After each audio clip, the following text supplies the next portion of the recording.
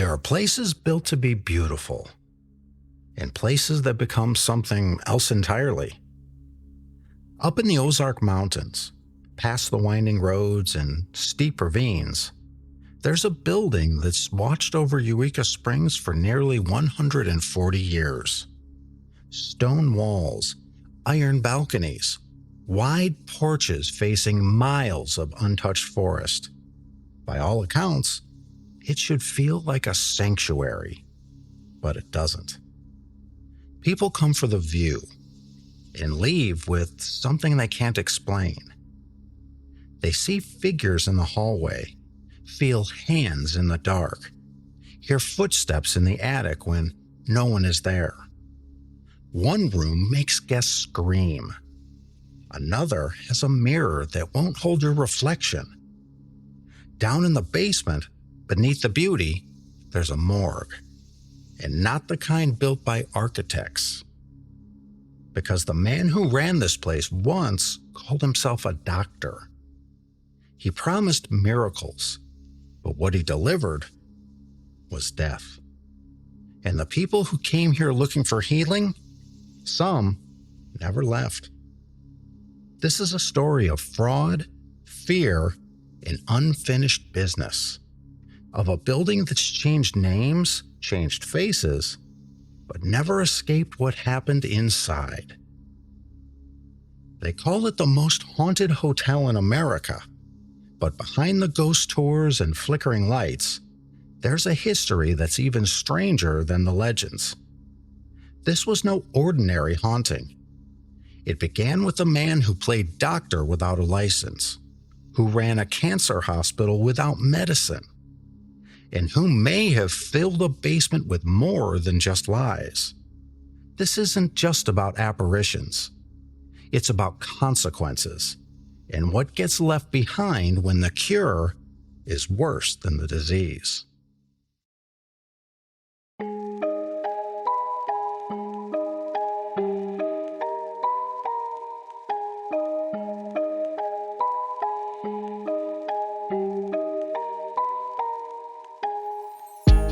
I'm your host, Robert Barber, and today we travel to the Ozarks, to a grand Victorian hotel that became a death trap in disguise. A place where hope turned to horror, and where the people who died looking for a miracle might still be there. This is the story of the Crescent Hotel, and this is State of the Unknown.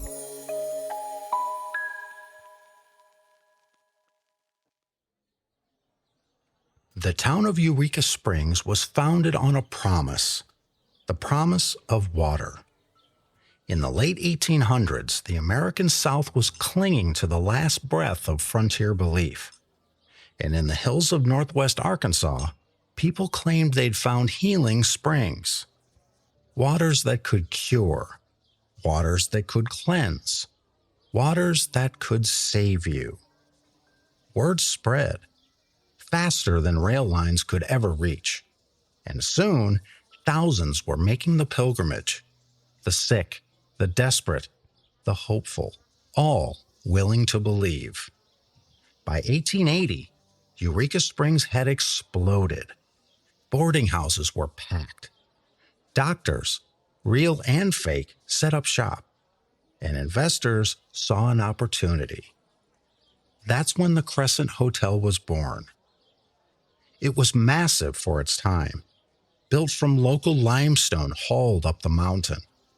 78 rooms, wide verandas, grand staircases, and gas lighting. Everything about it whispered luxury. It opened in 1886 with a gala, champagne, string quartets, ladies in silk gowns, men in top hats and stiff collars. They called it the Grand Old Lady of the Ozarks, and for a time, it lived up to the name.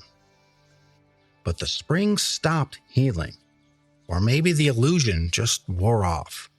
By the early 1900s, guests were fewer, the glamour faded, and the hotel floundered. It became a school for girls, then a junior college. and by the 1930s, the Crescent was a relic. Cracked stone, drafty halls, and rooms no one stayed in. Until a man named Norman Baker came to town. With lavender suits, big promises, and a plan to bring the dead back to life. Before the Crescent Hotel was the most haunted in America, it was just a crumbling building, quiet, empty, and forgotten. Until Norman Baker came to town, and nothing was quiet again. He arrived in Eureka Springs in 1937, riding a wave of false credentials, flamboyant showmanship, and criminal charm. He wasn't a doctor, not even close. He had no degree, no license, just a flair for performance. And for a while, that was enough. Norman Baker wasn't some backwoods quack. He was a former vaudeville magician who wore lavender suits, drove a purple car, and dyed his hair silver to look more refined. He built radio stations to broadcast his rants, and he styled himself as a crusader against the medical establishment, calling real doctors butchers and murderers. He had already run one fake cancer clinic in Muscatine, Iowa, selling a miracle cure made from water, corn silk, watermelon seeds, and carbolic acid. It cured nothing, but people came anyway. Came by the hundreds, came by the thousands. He told them what they wanted to hear, that cancer was just a fungus, that surgery was a lie, and that if they trusted him, just him, he could save them. And they did, because they were desperate, because real medicine had failed, and because they were dying, and still believed, or desperately wanted to still believe, in miracles. He made millions before authorities shut him down. But Baker was slippery, and before he could be stopped completely, he vanished. He resurfaced in the Ozarks with a new plan, a new name, and a very old hotel. He bought the Crescent in 1937 and rebranded it as the Baker Cancer Hospital. He hung a sign out front that read, "Where sick people get well." And they came. Patients from across the country wrote letters, scraped savings, packed their bags, and came to Eureka Springs hoping for life. They were admitted into rooms with peeling wallpaper and rickety beds, treated with injections that did nothing, fed lies between doses. No surgeries, no radiation, no real medicine, just pageantry and poison. Norman Baker wore a white coat and called himself Doctor. He gave lectures in the hotel's grand ballroom, railing against cancer as if it were a minor nuisance. He claimed a 90% cure rate. No one asked for proof, and if they did, well, they didn't get it. People died. Not quickly, but slowly and in agony. And the records of those deaths? Missing. There was no oversight, no hospital board, no morgue in the legal sense, just a basement. Dark, cold, and lined with shelves and glass jars. Some of the patients were buried quietly in local cemeteries. Others, well, they just were never seen again. Some say Baker stored their bodies in the walls. Others say he dumped them in the woods. And the truth? The truth still hasn't been fully uncovered. When federal investigators finally caught up to him, he was arrested in 1940 for mail fraud, not murder.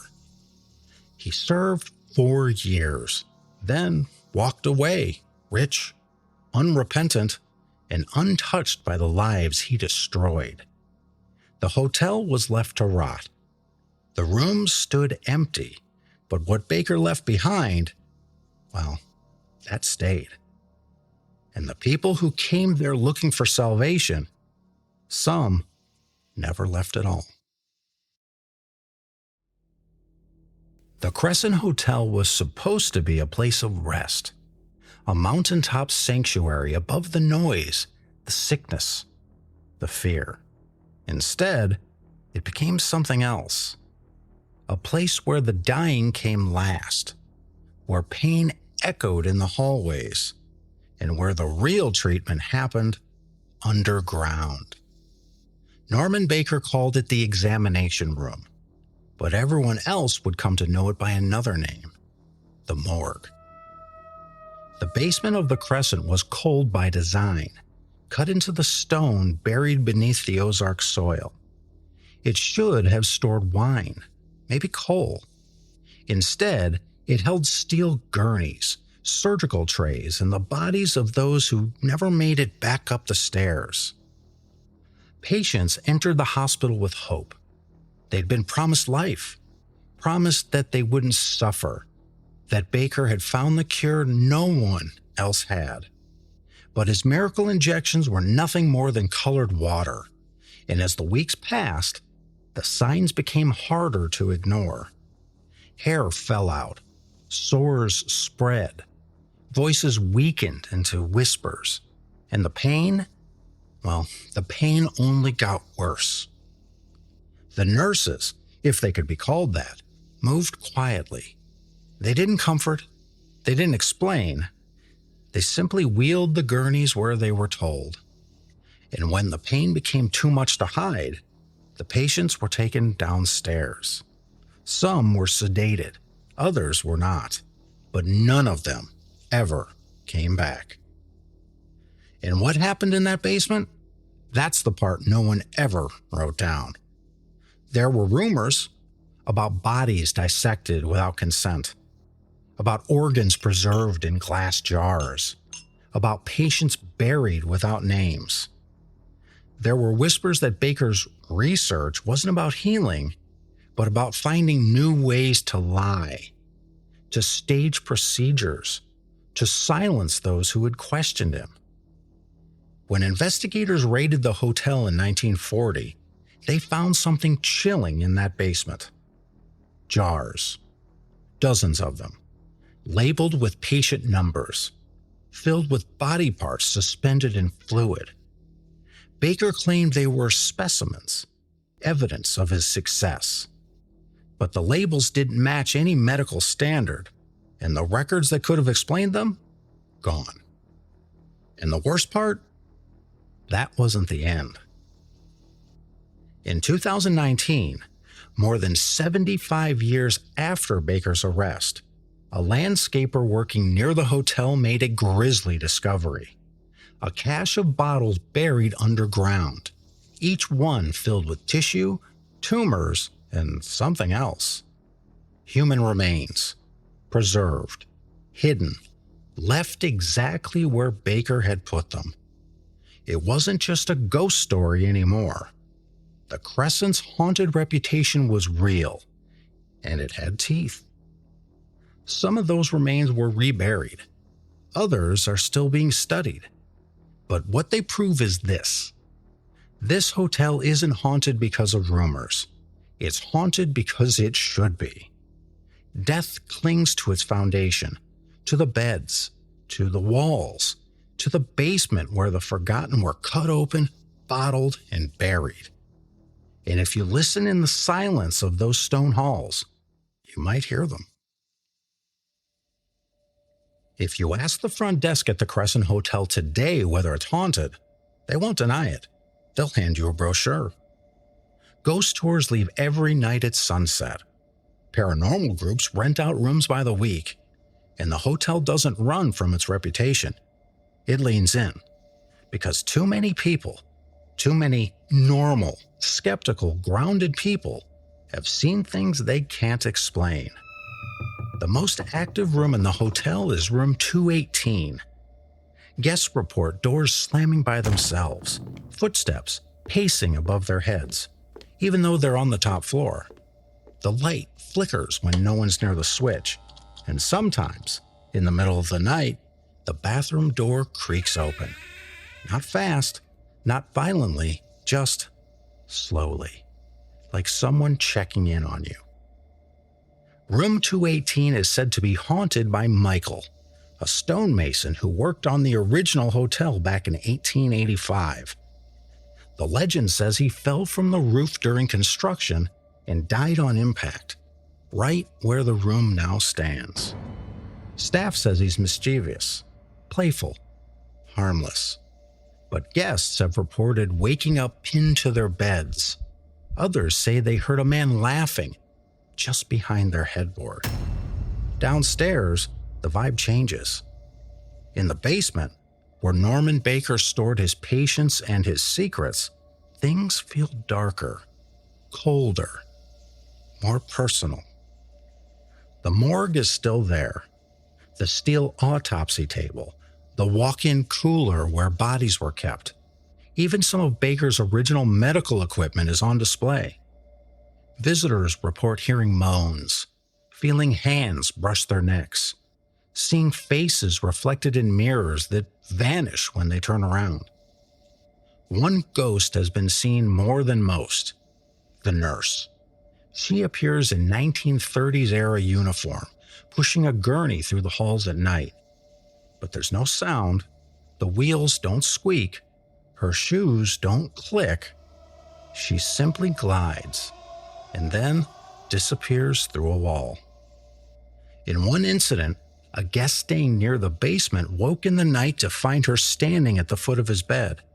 He blinked, and she was gone. There's also the ghost in the mirror. A hotel staffer cleaning one of the old rooms in the 1990s reported seeing a woman in a long gown standing behind her in the reflection, but no one was there. She screamed, dropped her supplies, and quit the next morning. Apparitions aren't limited to one floor. They've been seen walking the gardens, climbing the grand staircase, peering out of windows on floors that are locked. Guests in honeymoon suites have reported sudden cold spots and voices whispering under the bed. And then there's the smell. Several guests have reported the sudden scent of lavender cologne, Norman Baker's signature, a pungent, sweet smell that appears out of nowhere and lingers. One paranormal team recorded a voice in the basement that whispered, "Get out." Another captured a shadow darting behind the morgue door, even though the building was empty. And some guests don't report anything at all until they go home, until their photos show orbs, figures, or faces in the corners, until they dream of the hotel every night for weeks. The Crescent doesn't just trap ghosts. It takes something from the living, a piece of memory, a thread of fear, a reason to never go back, and yet a reason to never forget. For decades, the rumors about the Crescent's basement lingered like the smell of formaldehyde. Norman Baker, the fake doctor, had claimed it was just an examination room, but people whispered that it had once been a morgue, that he stored specimens in jars, and that some patients checked in and vanished. It sounded like legend, like one of those hotel ghost stories whispered for tourists and thrill seekers, until the earth gave up its secrets.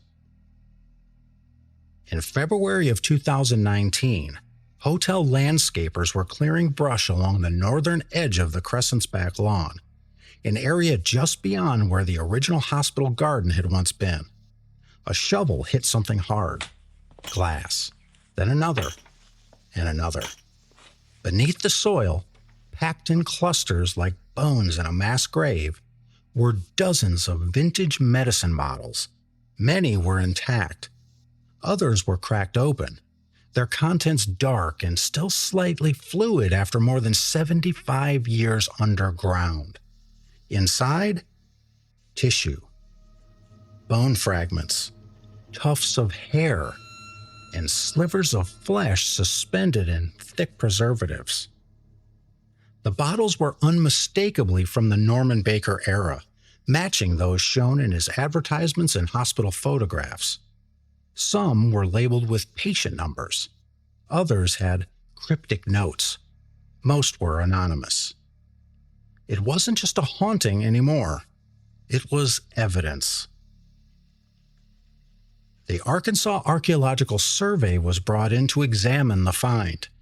By the time they were done cataloging, over 500 fragments and complete bottles had been recovered. Many were likely discarded medical specimens from Baker's treatment process, proof that his promises were built on exploitation and death. The discovery didn't just shock historians, it reignited the paranormal fire. Not long after, the Travel Channel's Ghost Adventures team returned to the hotel. Led by Zach Bagans, they filmed an episode titled The Crescent Hotel that aired in October 2019. Their investigation included EMF spikes in the morgue, unexplained whispers caught on audio in room 218, and a segment where a hospital curtain moved on its own during filming, despite a controlled environment with no airflow. The curtain lifted slowly, folded outward, as if someone were stepping through it. The TAPS team from Ghost Hunters had also visited years earlier, conducting a multi-night investigation of the hotel. They reported anomalous cold spots in sealed rooms, disembodied voices, and a full-body apparition captured in thermal imaging standing at the foot of a guest bed in room 419. But it wasn't just the TV crews. Local teams were drawn in too. The Eureka Springs Paranormal Investigators, a local group with long access to the hotel, began hosting midnight investigations. Private ghost hunts that allow visitors to enter the basement with EMF meters, dowsing rods, and motion-triggered cameras. Guests frequently report chills despite warm air, footsteps pacing in the hallways behind them, and the overpowering scent of lavender, Norman Baker's preferred cologne. In one investigation, a guest placed a flashlight on an old autopsy table. They asked, "Did you come here for treatment?" The flashlight flickered, then turned on by itself. Another guest, a nurse from Missouri, felt her wrist seized by something unseen as she leaned over the old morgue cabinet. She described the grip as cold and clinical. She thought someone was pulling her into the drawer. When she turned, no one was there. Hotel staff tell their own stories. They'll mention lights that won't stay off in room 419, voices calling out from behind the walls in room 218, and the sound of wheels, the same steel wheels from the 1930s gurneys, rolling through the hallway late at night when no one is checked into that wing. Then there's the mirror in the basement, a remnant from Baker's old operating room. Guests and investigators alike report seeing someone in it, a figure in white standing behind them. Always still, always silent, gone the moment they turn around. This isn't just suggestion. This isn't a creaky old house playing tricks. There are photos, recordings, timestamps, and artifacts. The Crescent Hotel isn't haunted because people want it to be. It's haunted because it wasn't supposed to be uncovered. Because trauma leaves an imprint, and in this case, it was buried in the yard. What Norman Baker left behind wasn't just suffering. It was evidence. It was proof. And once the dirt came off, the spirits rose with it.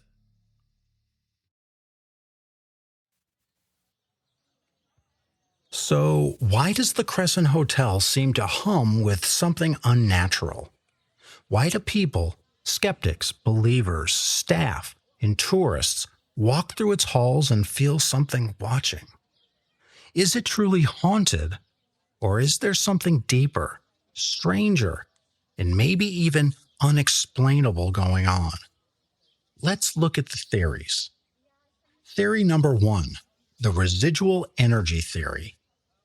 Paranormal investigators often describe the Crescent as a residual haunting site.